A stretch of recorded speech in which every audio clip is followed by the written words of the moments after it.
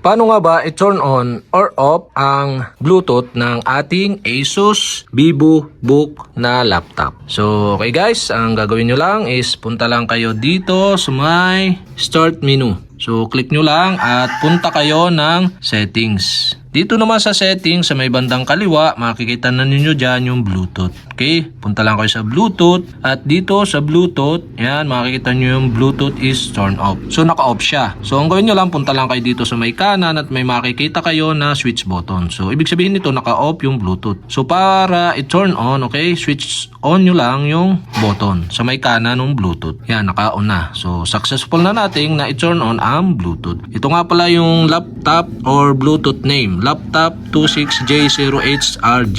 Yan, yung Bluetooth name niya. So, okay, successful na natin nga na i-turn on at pag gusto nyo ulit i-turn off, ganun lang, switch off nyo lang to at naka-turn off na ulit ang Bluetooth. So, okay guys, ganun lang kadali mag-turn on or off ng Bluetooth sa ating Asus VivoBook na laptop. So, okay guys, sana nakatulong itong video na to at kapag hindi ko pa kayo subscriber, mag-subscribe lang kayo sa aking YouTube channel. I-click nyo lang ang subscribe button at ang bell para updated kayo sa mga video tutorial like this. Okay, salamat sa panonood.